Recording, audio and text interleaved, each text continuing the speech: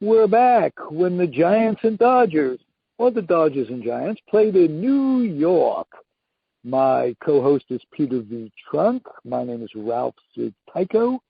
And Peter V. is a senior, not a junior, not to be confused with his handsome young man of a son. We're both on Facebook. You can find us there. We're on the Comfortably Zoned Radio Network. And we talk a lot of when it was back in the day. And we're fortunate that we have a guest who goes way back with us in those days and kind of an insider. And I'll let Peter V. introduce him and tell you why he's an insider to it all.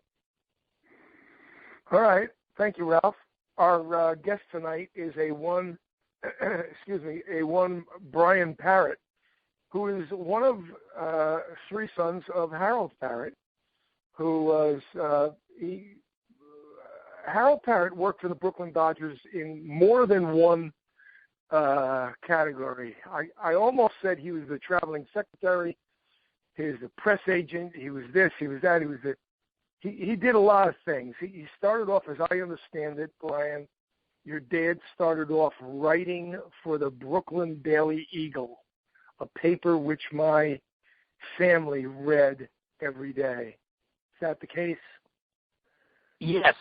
He went to St. John's University, and he was providing information on the St. John's sports teams to the Eagle. When Dad he got a master's degree in English. They offered him a job with the Eagle, and he started writing, and he covered everything from hockey to basketball. He was at the first basketball game at Madison Square Garden. But he was only 21 when he got his master's. They put him into St. John's at 14 years old, and he graduated at 18 and then got his master's at 21.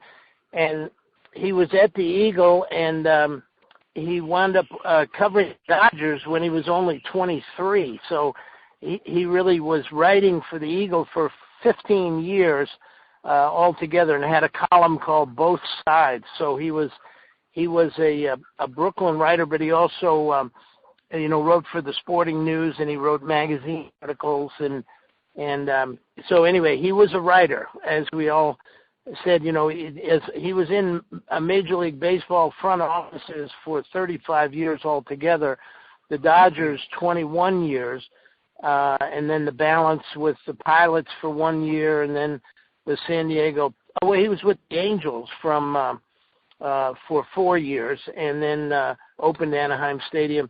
That he had been the ticket manager. He became the business ticket manager at Ebbets Field in about 51, and then was the ticket manager in Los Angeles at the Coliseum and then Dodger Stadium, and then opened Anaheim Stadium for Gene Autry, and then Pilots, and then finished with Buzzy Bavasi in San Diego with the Padres. So, but he was a writer more than that was his greatest love. Okay. I heard you say that he matriculated at St. John's University in the late 40s and got his master's from there also in English literature? Right. He actually, he graduated, he was born in 09, and so he was only 14. They put him into high school at 11 and then college at 14. So he graduated from St. John's in around 27, 28, something like that. And so he wrote for the Eagle from the late 20s into when Mr. Rickey hired him in the fall of 43 to be the traveling secretary and publicist for the Brooklyn Dodgers from 44 through 51 as the traveling secretary. How do you like that? Yeah, it's a small world, Brian. My father was an English professor at St. John's University, and really? my sister graduated from there. But anyway, let's get back to your dad. Your dad, yeah. Did he play any ball himself? Was he an athlete? No, he loved tennis. The reason they put him into high school at 11 was he was an only child, and his mother had him learn 10 words a day out of the dictionary before he could go out to play. And so he wound up winning a lot of spelling bees in New York, and then high school at 11 and college at St. John's at 14. He was too small to play sports. Certainly at St. John's, but he was a good athlete, but tennis was a sport that he played, and he was one of the founding members of the U.S. Tennis Writers Association when he covered the grass court circuits in the East in the 30s. Wow. Your dad, you said that Mr. Rickey hired him in 1943. That was during the war, of course. Did your dad travel with the team? Like, for instance, did he go down to Dodgertown when Dodgertown was first installed down there? Yeah, in fact, Dad was the one that suggested the name Dodgertown. Really? Yeah, and tell me a little bit about that. Well, I mean, he was a headline writer. I mean, he had a stint as sports editor of the Eagle, and he was very gifted with English, and as a writer, he took a lot of pride in titling things, and so he told me that when they got down to Vero and there was a time he suggested the name Dodgertown. He was Mr. Rickey's confidant. I should tell you how he came to meet Mr. Rickey and know him. And he was writing magazine articles for extra money while he was working at the Eagle.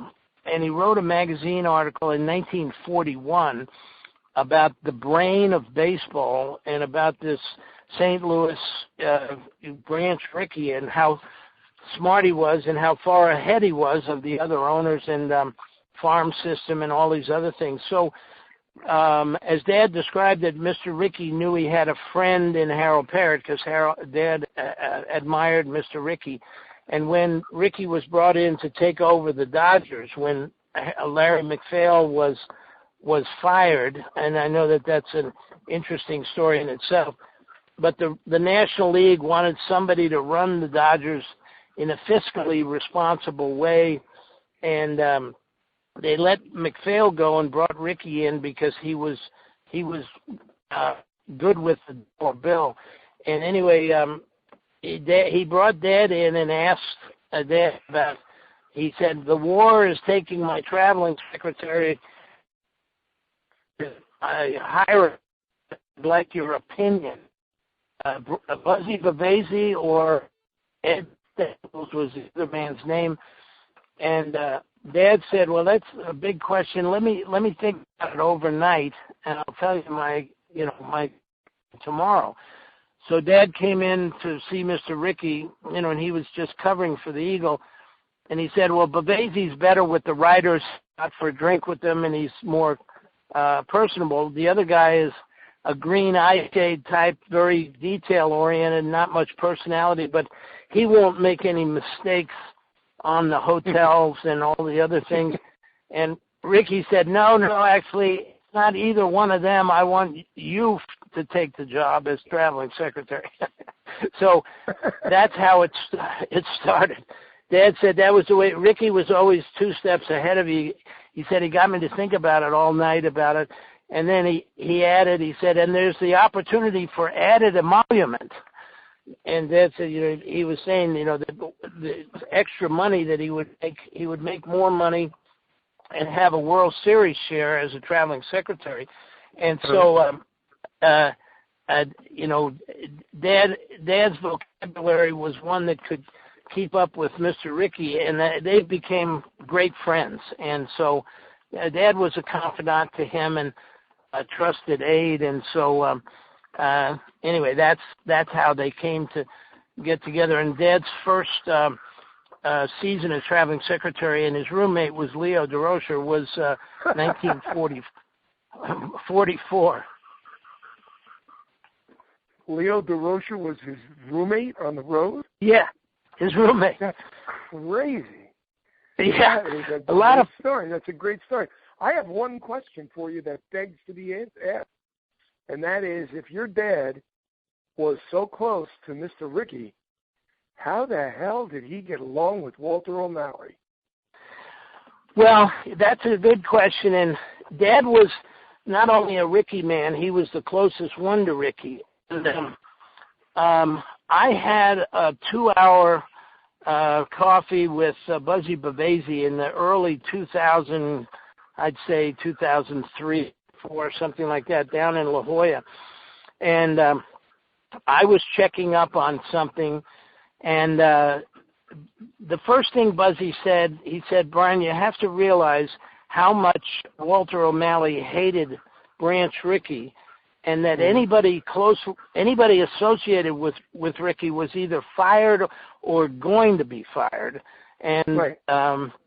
That was so Dad was but Buzzy said your father was just too valuable an employee, and Buzzy had said we have to take Harold Parrott to the West Coast because Dad had a lot of skills. Certainly by the time he had run the ticket office at Ebbets Field when the whole world wanted to go to those World Series and they only had 32+ thousand seats in Ebbets Field.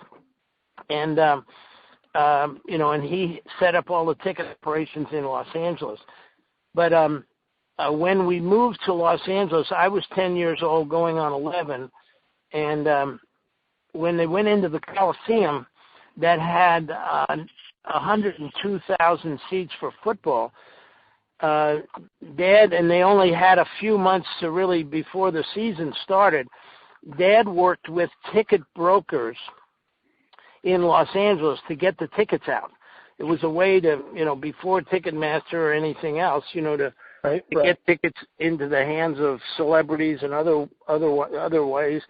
And O'Malley was always suspicious of Dad working with the brokers because, Dad would sell the tickets at face value and the brokers would, mark it up. If it was a $6 ticket, they might sell it for $14 or something. And O'Malley was suspicious that Dad was getting kickbacks from the ticket brokers. I think because Walter would have done that himself. That's why. Yeah, right. Well, here's what. Very few people know this, but Buzzy told me, and he said Walter O'Malley, the sheriff of Los Angeles, Peter Pitchess was his name. He was a famous sheriff in L.A., checking my father's bank account on a regular basis. And when there was a $6,000 deposit into Dad's account, Peter Pitchess must have told O'Malley, and O'Malley said, that's ticket money, and that's when he fired my father. Now, he didn't tell Dad that but Buzzy went to O'Malley and said, that Walter, that's not ticket money. He just sold his boat. We had a boat called the Dodger 4 in Marina del Rey, and he sold it for $6,000. And what O'Malley did to your father was criminal. He said he wouldn't listen, and he said no, that's ticket money, and that's what precipitated, after 21 years of amazing service for the Dodgers, Dad got let go. And another interesting thing Buzzy said at that moment was, when it came to money, there was something wrong with Walter. And so anyway, that's what ended the. And so Dad was pretty rough on O'Malley, telling true stories about O'Malley in The Lords of Baseball, his book. Right. And in fact, when Dad was on the Today Show in 1976, when the book was first published, and Garagiola said, Harold, this is the hardest hitting baseball book I've ever read. He said, is this a get even book? And Dad said, I complimented as many as I criticized, Joe, and you'll have to decide. But, he told some rather unflattering stories about O'Malley's, collecting World Series rings before he would give out the new ones, and another story how a man in poor health who was the treasurer of the Dodgers wanted to go to Japan, and O'Malley brought Dad in and said, "Who put it on the plane?" And Dad said, "I did." And he said, "Do you have any idea how much it'll cost to ship a body back from Japan?" And so O'Malley was thinking about, the guy might die while they're on the trip to Japan. So O'Malley was, there was something wrong with Walter when it came to money. And but anyway, Dad was immediately hired by Gene Autry, and he opened Anaheim Stadium. And he was there as season ticket and promotions, and and did a great job. Did your dad ever? That's a great story. Did your dad ever bring you to the ballpark when you were young? Oh yeah, all the time. Yeah, in fact, in the summer. Well, we lived in Rockaway Beach. We lived on 143rd, and it's actually Neponset is the little, 9 blocks. And we lived one house from the beach. So on off days, the Dodger players would come to our house and change with their families and then go to the beach. And then, they'd come up to the house afterwards. And as a boy, I was always singing. I loved to sing, and so I would sing for company. And the one that Wee Reese always wanted me to sing, "You're Cheating Hard," which I did every time. I sang for company and then would be sent to bed. But I got to know, I got to meet them. They were just big guys that were always so nice. Gil Hodges and Duke Snider. Pete was the closest one, I'd say, and then Gil, and but Jackie and his wife came down to the house, and Vince Scully brought his bride-to-be down. I speak to Vince a few weeks ago, and I was saying how much Mom and Dad loved him. He said, Vince said, "Brian, your mom and dad were like my second parents," and he loved, coming down to Rockaway. Rocky Bridges was actually, when he got married, the reception was at our house. Dad set it up for the wedding at St. Francis de Sales in Rockaway, Bell Harbor, and then the reception was at our home. So yes, I did get to meet him. My 2 oldest brothers were bat boys in the 40s, and they really got to, they traveled with the team. They had a midget infield. My brother Lynn played first base and had Gil Hodges number 14, and Todd played shortstop, and there were a couple of other player sons and they had what they called a midget infield, and they warmed up and entertained the crowd before games on the road and even at its field. Wow, that's very, very interesting. What happened to a fella like your dad when the baseball season ended, as we know it?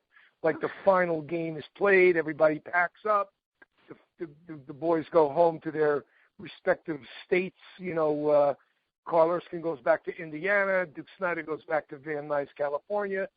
What did your dad's job entail when the season was over? I suspect his job wasn't over for the winter, was it? Well, when World, they were in so many World Series and so close in that time frame that Dad was running the ticket office. I remember, it's a question from, good question for me, because when the season was over, my dad was always at the ballpark. The only time I got to see him much was, to go to the games. And Dad would take my mom away for a vacation, usually a month long, and sometimes it was 6 weeks. So they would travel, and my grandmother and I would hang out together. And but that was what Dad would take Mom on a long trip. And in '56, after the World Series, they took my brother Peter and I out of school, Mom and Dad did, and we drove out to California. We drove across the country. And when we were in Los Angeles, we stayed with Leo and Day. We stayed in Beverly Hills with them. And so that was like a 6-week trip. So once the season was over, there was, it was a kind of a time for some vacation. Did your dad go to Japan with the Dodgers in '56? No, I don't think so. I don't think he went on that trip. I don't believe so, but there may be pictures if he's standing by the plane. Not that I know of, or my brother Lynn would know that. I'm sorry, I don't know if he went on that trip. Right. Well, those are wonderful, wonderful memories. Did your dad gather up and save any memorabilia? Yeah, he had a pin collection that when he, as a sports writer, he started collecting pins from World Series in the 30s and the 40s, and I divided them up. I've got a press pin from 1947, the year I was born, World Series press pin, but he had this amazing collection. The one that's the most amazing, which I have, is a World Series press pin for the Dodgers, 1951. Right. I know. So I've seen them on eBay. Have you? eBay. They had not only press pins, they had the what do you call those? The scorecards and everything. They had them all printed up and everything like that. A little funny story about 1951 was Walter O'Malley realized that baseball was headed towards television, and with that, color television. And he had a secret. Walter did. O'Malley, he had a secret that was well guarded at the time. When the Dodgers opened up the 1951 World Series, he was going to break out these new uniforms with a red number on the front of the home jersey. Okay.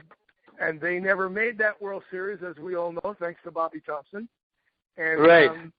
The next season, 1952, in spring training, was the time for those uniforms to be born, so to speak. But Walter had it in his back pocket that was gonna be the big hit of the '51 World Series. The Dodgers would have those red numbers on the front of their uniforms, which they have to today. They still have them. And the Dodgers were the first Major League Baseball team, by the way. Just think I've mentioned this. First Major League Baseball team to have uniform numbers on the front of their jerseys. I thought perhaps your dad would have spoken to you about that too, but that's just a little, incidental story, which I found amusing. So you were born in '47. When they won it in '55, you were like in second grade. You must have been 7 going on 8. Yeah, exactly. Now, you probably don't have vivid memories being an 8-year-old, but your father must have been pretty pumped up when they became the world champion Brooklyn Dodgers. Oh yeah, that was a special. I remember Padres pitching and knowing about it in those days, as you guys know, and every radio was on, even wherever you went, following the whole thing. And sure. So it was such a fantastic thing for the Dodgers to finally win. And when around those times, as a kid, I would come home from school and there would be liquor cases beginning to stack up in the entryway to our house. People were sending gifts to Dad as the ticket manager, and they got all this. It was like a big pile of things. Everybody wanted to stay on the right side of the ticket manager. And my brother Lynn, Lynn, when people didn't know the family real well, but they sent us a gift, Lynn would get, we would get handkerchiefs, and Lynn would get ones with flowers on them because they thought he was a girl. Oh, that's so funny. That's funny. That's very funny. So you were, I'm just going to guess now. I'm going to guess. You tell me if I'm wrong. As a young one, you were a big Brooklyn Dodger fan. And after Walter O'Malley fired your dad, not so much an LA Dodger fan. Am I correct? Right. Correct. I mean, when Dad left the Dodgers, I didn't understand why. I knew it hurt him, and I never understood what the reason was. And but then when Dad went to work for the Angels, I was in college, just going into Seattle University, and in the summer I would come and work at the ballpark at Anaheim, selling hot dogs and peanuts and all that stuff. And right. So, but the Dodgers, the Brooklyn Dodgers are the most special. And then, but when we moved to L.A., I got Lynn's uniform, his number 14, and I used to throw in batting practice balls from the Chinese wall that was there at the Coliseum. And then, and so, that was my job. It would hit the screen, and then I'd throw it into the pitcher's mound. And then right. I would catch fungo for Leo DeRocher. Leo was the coach, third base coach, and then yes. They would throw it to me, and then I'd toss it to Leo, and Leo would bark out, the Moore Wills and Charlie and Junior Gilliam and Gil, and then Norm Larker was also played first base some. So I was around there, and then I would change in Leo's locker and go and watch the game. Where would you watch the game from? Well, in the Coliseum, it was on the tickets that I sat in were on the first base side behind the team. But then in Dodger Stadium, they had the dugout boxes, and Dad had me in the dugout boxes sitting right next to Doris Day. I sat next to her every game. She and her husband, Marty Melcher, they would come in, and she was as nice as could be, and I probably sat with her for 60 games or more, or whatever, and so that's where I sat in Dodger Stadium. That's a great story. That's a great story. I have more than a few photographs of Pee Wee Reese with Doris Day from, I guess it was 58, 59, around that time, when they were still in the Coliseum. They, for some reason, they had a lot of pictures taken together. I don't know if they made a commercial together or if he was on a television show with her or whatever, but I do have on my website, it's not actually my website, but I run it, called BrooklynDodgerMemories.com. We have over 33,000 photographs on that website. And about four of them are Doris Day and Pee Wee Reese. I wouldn't be surprised if I probably unknowingly have pictures of you, because I have pictures of your dad working and between working and semi-working and stuff, and perhaps you're in the background or in the forefront or whatever. I don't know. But if you've never visited the site, BrooklynDodgerMemories.com, it's free to join, and you can check it out. And like I said, we have over 33,000 photographs, and you could start with it. And they're all under different subject matter, Brian. In other words, you could go under Brooklyn Dodger players, the supporting cast. Now, the supporting cast would be your dad. He would be somebody who worked in the front office. Maybe, there would be stories and pictures of him under a certain thing. You could just, you'd have to work your way through the website. Yeah, no, I definitely will. Are most of them from Brooklyn at Ebbets Field? 99% of them are from Brooklyn. Well, my brothers might be in the back. Yeah, okay. My brother Todd and Lynn might be in the back if there are any, because they would. They weren't full-fledged bat boys, but they would get the bats, and Lynn was kneeling next to Jackie in Philadelphia on the first road trip in '47. And this is interesting. I think I asked Lynn, I said, did you hear that guy, Ben Chapman, yelling at Jackie? And he said, oh, yeah, I was kneeling next to Jackie, and he was yelling all this stuff. And I said, he was like 9 years old. I said, how do you remember what you thought? And he said, yeah, I remember vividly thinking, this guy, if Sister Mary Annunciata ever heard this language, boy, would this guy be in trouble. And then the second thing he thought was, this guy must not know Jackie because he's such a nice guy, he wouldn't be yelling at him like that.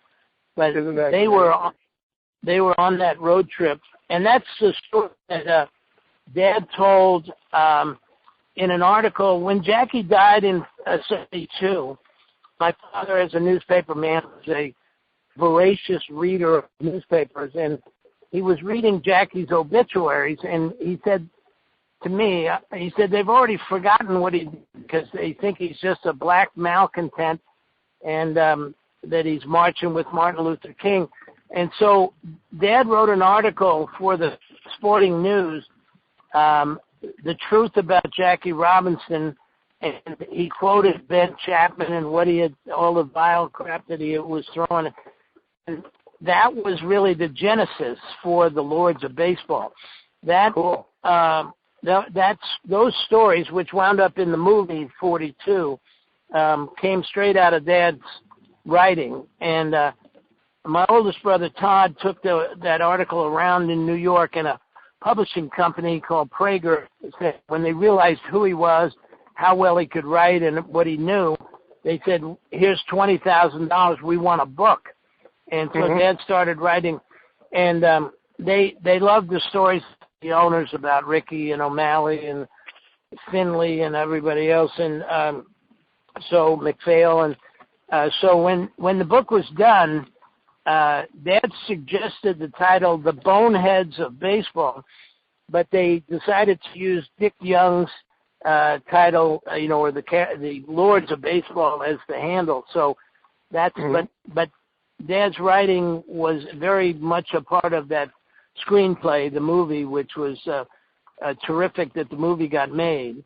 And the midnight meeting when Leo comes down in a bathrobe and is furious that there's a petition going around, that all came out of Dad's writing because he was there. And Dad was Leo's roommate.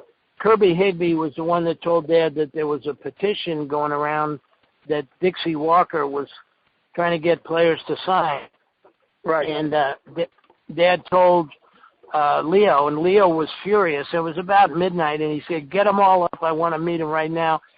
And then Dad also called Mr. Rickey in New York, and he flew down the next day to meet with each one of the players. But that whole thing was, without Dad writing it, I don't know that it would have been told quite as accurately as it was. The 4 or 5 of those Dodgers that were on that petition were traded hastily away after that incident. Kirby Higbee among them, and Dixie Walker also. I'm sure you're familiar with Ken Burns. And in his baseball movies for PBS and stuff, he's got a brand new one that's just coming out. I don't know, in the next couple of days. I think it's simply called Jackie Robinson. And is that right? It's brand new. So keep your eyes and ears open for that. And I will. And enjoy that. That's supposedly on here. I don't know where you live. You live in the New York area, Brian? I'm on a farm in Iowa, in north central Iowa, and so that's where I am. But I have family in New York, and I'll be coming back at some point. And then I've got family in. I'm sure it's not just going to be on Channel 13 here in the New York area. I'm sure it's going to go all over the place on any PBS station, wherever. So, especially in this day and age, you'll be able to see it in Iowa or even in Texas.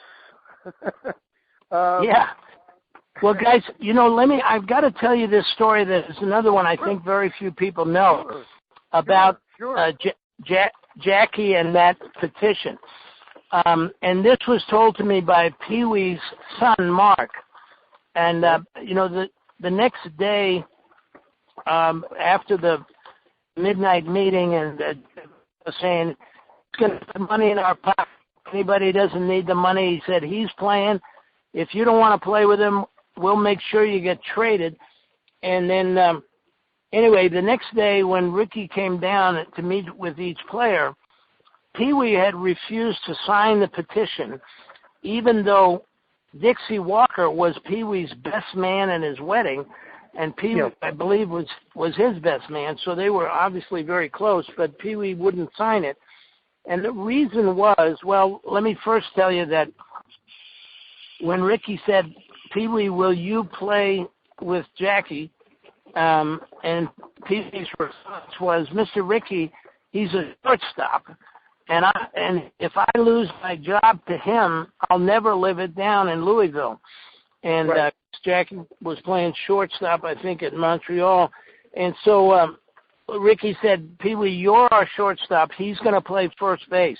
And so, but the real reason, and this is a powerful story, is that Mark told me, Pee Wee's father took him as a young man and his brother to a tree in Louisville where a young man was lynched, and his father felt guilty for his whole life that he hadn't stepped in, done something about it, and it made such an impression on Pee Wee that when Jackie came, he wanted to at least give him a chance, and but that it was a lynching that was the impactful thing. Pee Wee, as a young boy, seeing his father's reaction to what had happened, that motivated him, to want to give Jackie the chance to play. Wow. And so that's amazing. Now, let's jump. Here's another great story, too, and it was in the movie. Well, let me tell you this. After Philadelphia, where the hotel refused to take him, and Dad had Mr. Rickey had said, pick up the phone, I want you to hear this, when the guy from Philadelphia said, are you planning on bringing the N-word down with you? And Branch said yes, and he said, well, we're not ready for that. If you do, we're not going to take the field. And Rickey said, well, we'll take the forfeit, 9-0, I assure you. Dad sent the hotel thing down in 3 separate mailings, so there wouldn't be any excuse like we didn't get your rooming list. But they wouldn't take Jackie at the hotel. Dad said, hold up the bags, and we're not going to stay here. Anyway, after the Chapman attack, where Dad calls it the most vile things that he'd ever heard come out of a human mouth, when they got back to New York, Dad went to see Mr. Rickey at his house in Forest Hills. And Dad went in and he said, you've got to stop this. You got to stop this whole thing. He's going to have a nervous breakdown. Nobody can take, and Rickey leaned back and said, now what's gotten into you? Now you're worried about him. And so what do you suppose is happening? And so Rickey says, Harold, just wait. On any team, there are fair-minded men.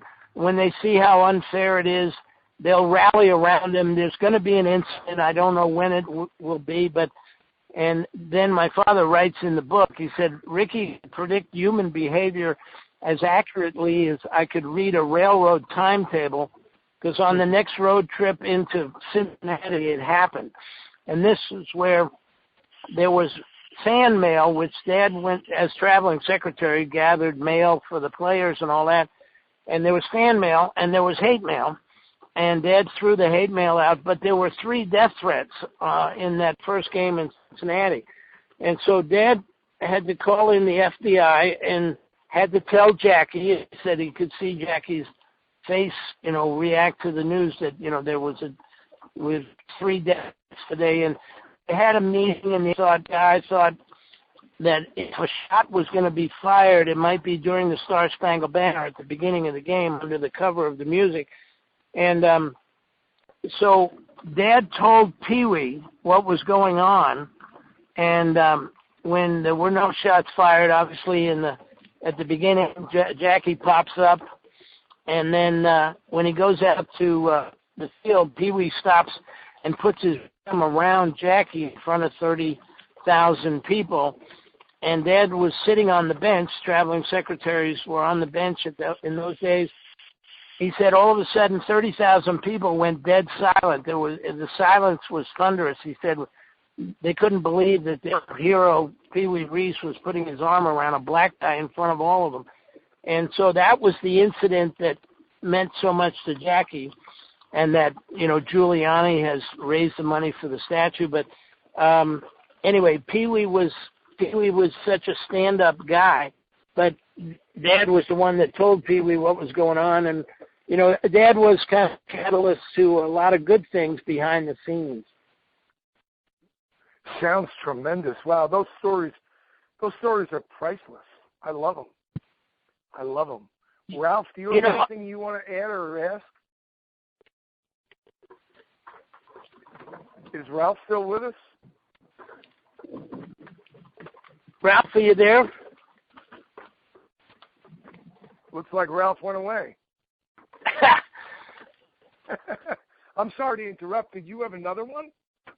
Brian? Well, the one that I'd have to say about my father, he was in 1987.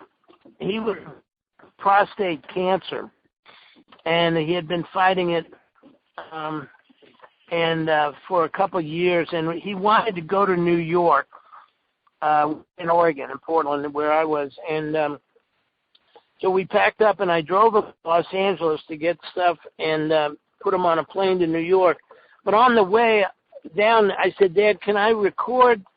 Let's talk, and can I record so the boys, I've got 4 sons, can hear some of the stories. So when I was recording him, he said to me, how lucky, we were talking about the conference.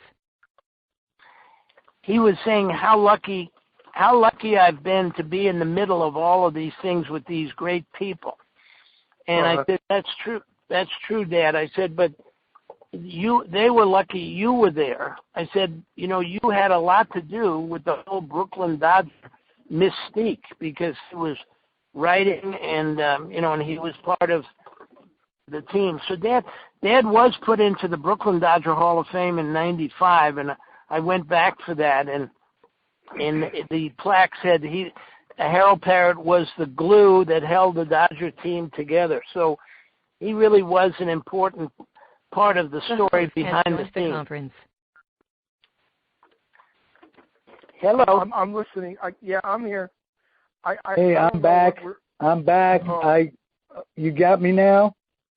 Yes. I yes. got you now. Oh, okay. I was listening to the whole thing. I'm talking. Couldn't hear my voice. I hung up. I called it back, and here we are. You guys, what a terrific show. Wow. I hate to interrupt you now. What were you just talking about? No, well, you didn't interrupt. You didn't interrupt. But Brian just told me that his dad was inducted into the Brooklyn Dodger Hall of Fame in 1995. I'll let him tell you. Go ahead, Brian. Well, when he was put in the same day as actually Al Campanis was there, and I said hello to him, and but Dad's plaque said, you were Harold Parrott was the glue that held the Dodger team together. And 2 things that would confirm that: when Mr. Rickey was going to bring Jackie Robinson to the team, Red Barber, thought about leaving the Dodgers, coming from Florida, which was, and Dad was, talked him into, don't leave, stay, and, anyway, Mr. Barber credited Dad with, being a great friend. And Red Barber was the one that actually encouraged him to write the book.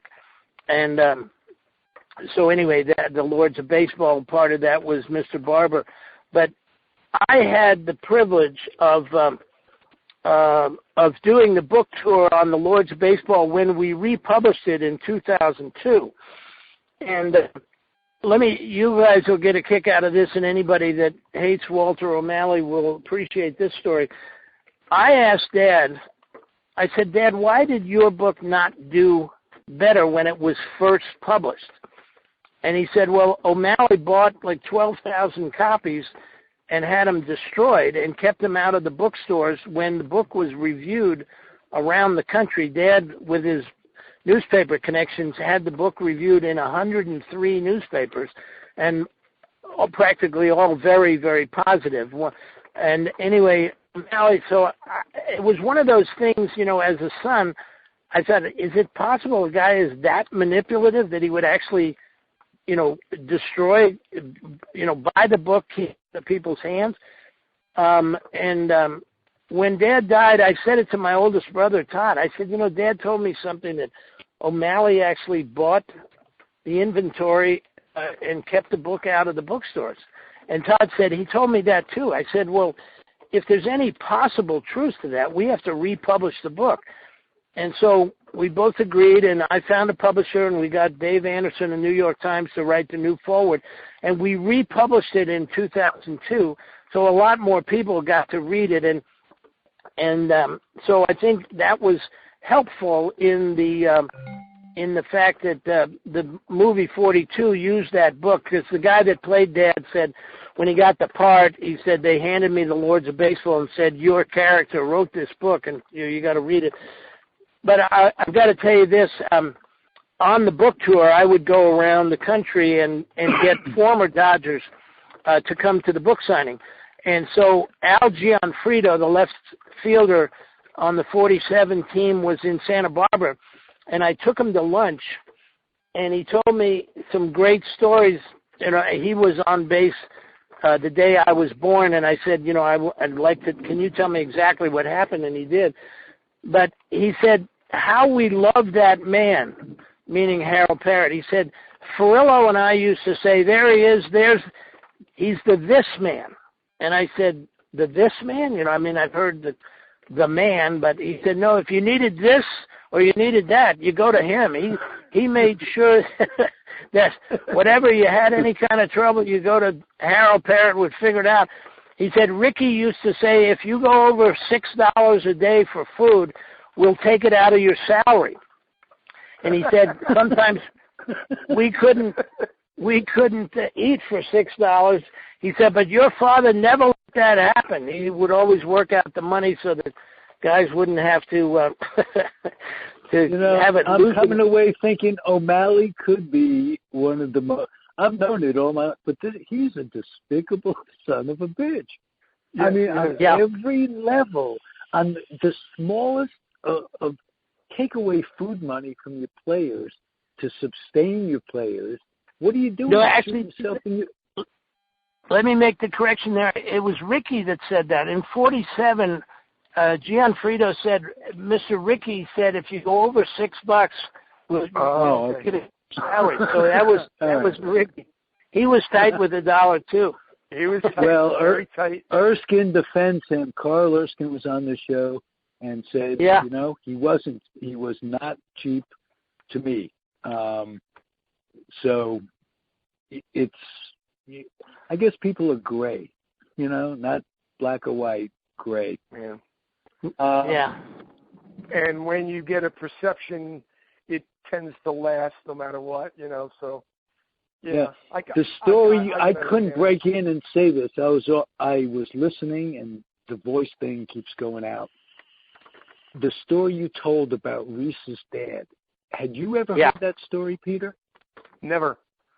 That is, wow. We're learning things. Thank you. Would you come back, Brian, from time to time? There's so much more. Yeah, there really is. I'd be happy to, and it's my favorite subject to talk about is Dad, and he and I were real close, and so he would tell me stuff that. Okay. Did you know Bavasi's? Did you grow up with Bavasi's kids, Bob and Bill? No, I didn't. I knew Buzzy, and I went to the racetrack with him, and he placed some bets for me and stuff, but I didn't really know this. and I don't know which one, but when Dad was in San Diego at the end of his, in baseball, my brother Todd called me and he said, we got to get Dad out of San Diego. He's in a bad situation. And that's all he said. And so Dad as the first executive director for the Pacific Northwest Tennis Association. And Dad and Mom moved up to Portland and was up there in the Tennis Association for 10 years. And we had a blast putting on Davis Cup, Connors, McEnroe. We had all kinds of stuff going on. We had a blast. And having Dad as a writer was like, and it was like having Superman as a sidekick, because we had, when we got to Davis Cup, I said, Dad, will you handle the tickets? And 36,000 tickets at Memorial Coliseum sold out in 9 days, and he handled it all.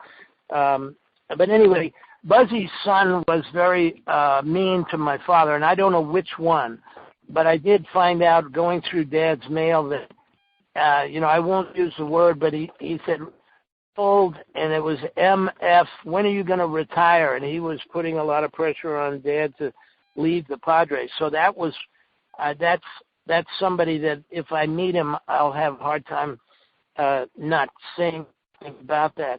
But anyway, Dad, was 35 years in baseball and was a significant contributor.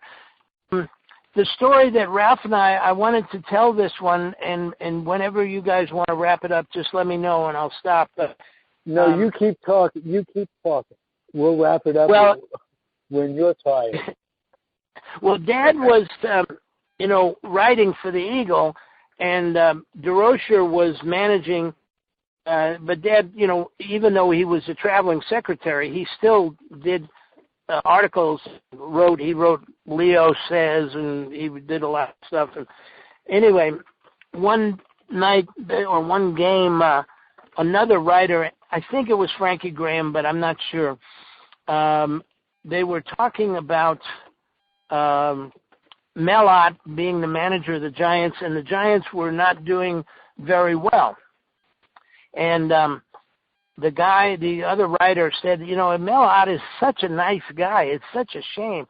And so Leo was saying, he is a nice guy, but he says he's got no discipline on that team. He said a guy showed up at the game in a full tuxedo yesterday and had been out all night. And Leo's comment was, he is a nice guy, but in this league, nice guys finish last. And that phrase was in Dad's column and put it in, and then also in this other column, and that was the first time. And Dad always felt, it was always associated, Leo, you got to be, you can't be a nice guy and win. But what he was really saying was you have discipline, and that was, that was a chapter in book. The other book that Dad wrote was after the 48th season. Leo had come back after being suspended in 47 and managed the Dodgers, and they wanted a book, and Dad, after the season, and Dad said they wanted it in 3 weeks, and he said, I managed to provide. So Dad actually wrote the book, The Dodgers and Me by Leo DeRocher. Dad did all the writing for Leo, but they were, he had collaborated. Well, they were roommates, and he knew, they worked together. And one of the chapters was Nice Guys Finish Last, is in that book, apparently. He was a ghostwriter for Leo. Yes, he was a ghostwriter. Right. Yeah. Hey, we are gonna wrap it up. You're terrific. Your stories are great. We want you back whenever you want. These microphones are yours. This is also a sort of self-promotion. So what you got going for you that you want the world to know about? Well, it's certainly been my pleasure, and thank you so much for the invitation. Thank you, Brian. Thank you, and we're going to catch you guys on the flip side. It was wonderful. Thank you, Peter Frank. You're welcome. And thank you, Brian Parrott. You're welcome, Ralph. Thanks for the invitation, and Talk to you guys soon, I hope. All right. This has been a Comfortably Zoned Radio Network production. See you next week. Okay.